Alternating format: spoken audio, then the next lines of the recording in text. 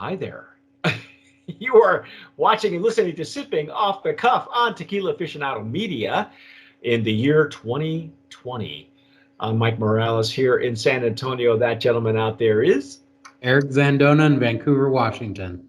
Eric, and I have been social distance drinking. Wow, there's another hashtag. Social Yeah, distance yeah. drinking. Wow, hashtag social difference drinking. Um, this is Toro de Lidia.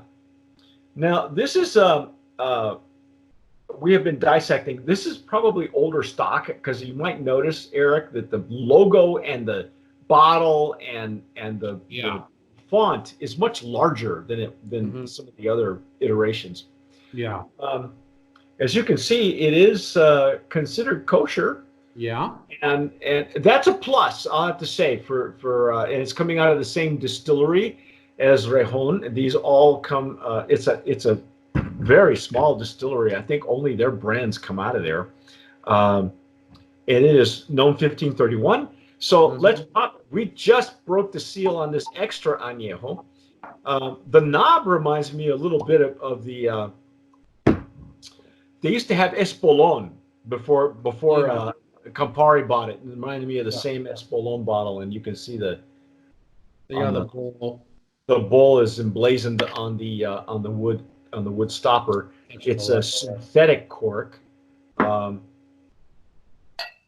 let's pour this sucker. I'm using a Glencairn, and so is Eric. So let's see what we got. Have you noticed, Eric, that the colors have been very similar to the Repo, the Añejo, and the Extra? The color difference has been very minimal. Actually, this one mine's a little bit hazy. The others have been really mine too. Bright and clear. Yeah, that was a bit disconcerting. It's hazy. I wonder if it's it's possible that means it's not chill filtered. Because I know it's been really cold here in Washington. I know you said it's warm where you are. Yeah, but I always keep because of where I live. I live in Texas, and I try not to keep anything. Everything's got to stay at room temp. Yeah. So if you live in Texas, or if you live like in San Antonio or somewhere like Houston, you understand how this weather works. February, my tree is already full of leaves. Okay, spring comes early in Texas. By the end of February, you have blossoms and blooms everywhere. Pollen is up the wazoo, and I have a huge oak tree in my yard, in my front yard, that's that direction. And so I'm getting fresh green leaves everywhere. Yeah. And so there are days where I run my air conditioner in the wintertime and my heater at night. Okay, so the temperature variations are a lot. So I keep all my stuff at room temp. I keep it in the house.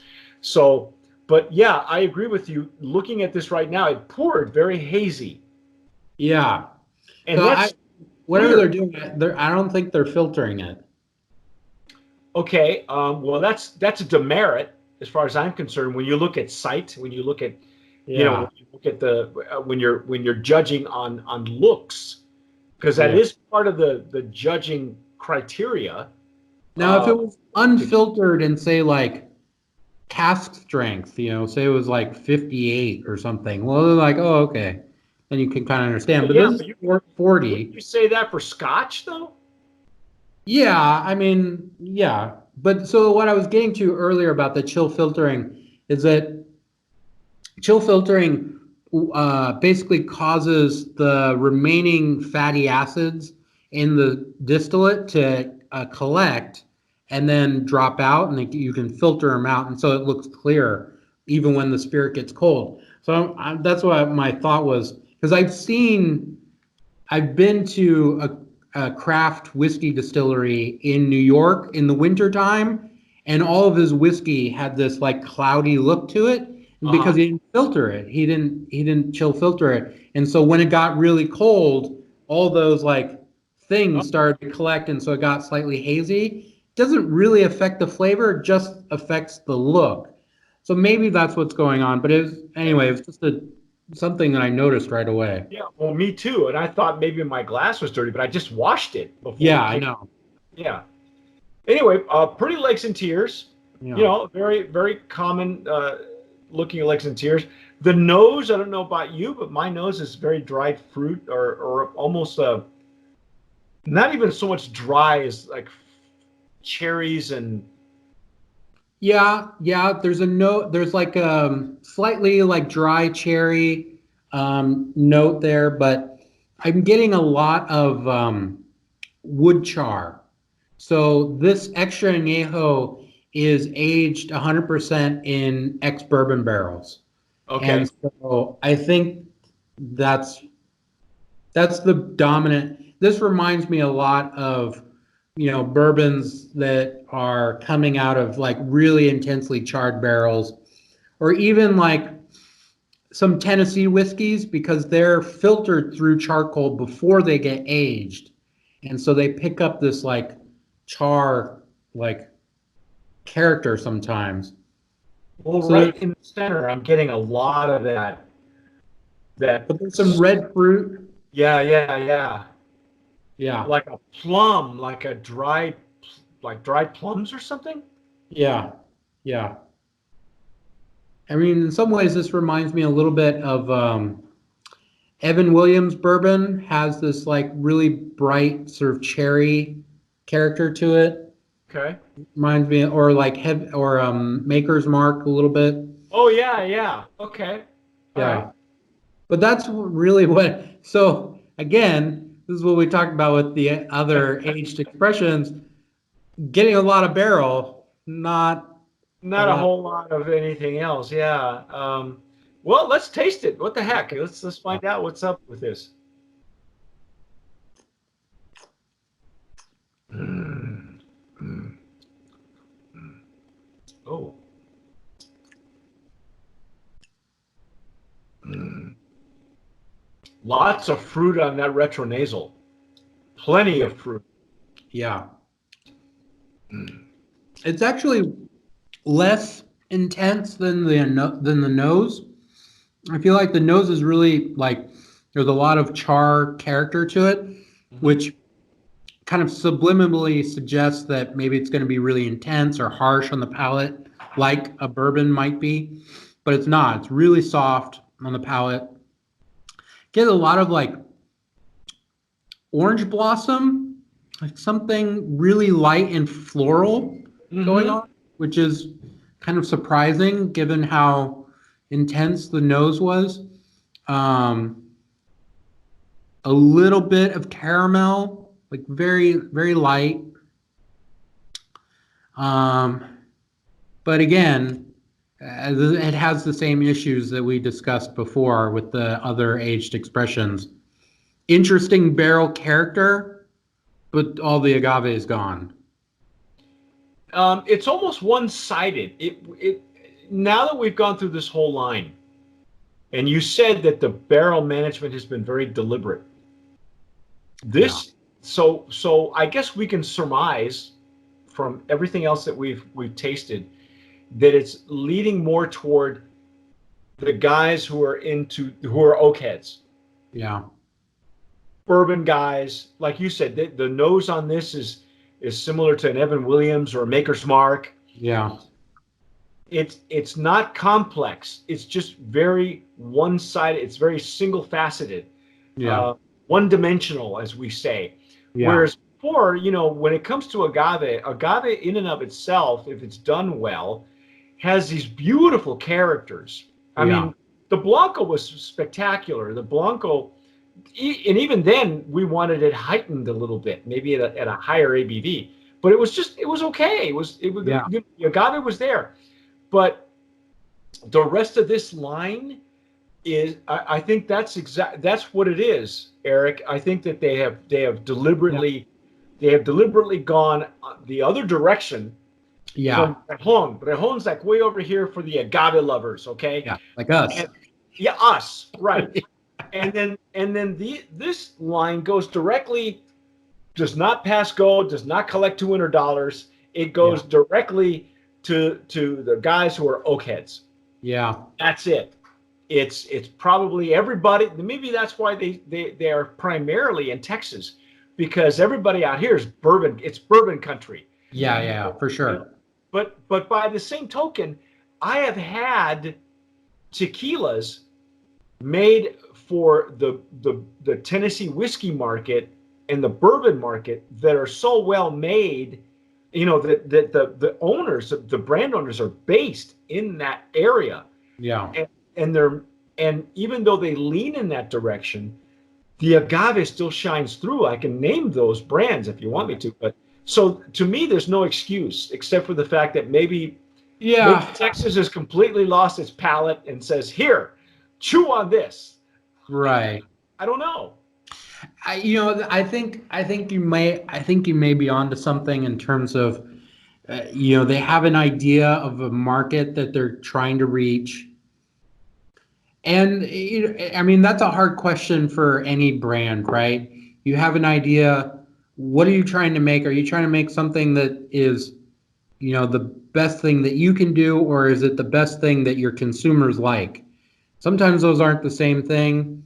And so I think, like we said, the evidence from what's in the glass is, I feel like they're being very intentional. So I think you're right that they may be going for that Jim Beam drinker or that Jack Daniels drinker that's like, they try this instead somehow, some way, and they're like, oh yeah, that's not bad, and they like it because it doesn't have that intense agave character that we enjoy, and so it's a little bit more familiar.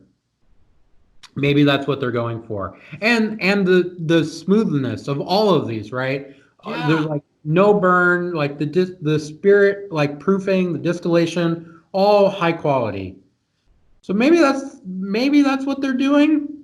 Maybe this is their attempt at a conversion product, right? Okay, I'll buy that. I'll buy that. And yet, it's supposed to be tequila, right? So which master are you serving? You know what I mean? I get it. This probably for them makes a lot more sense and money, being where they're at and who they're trying to impress.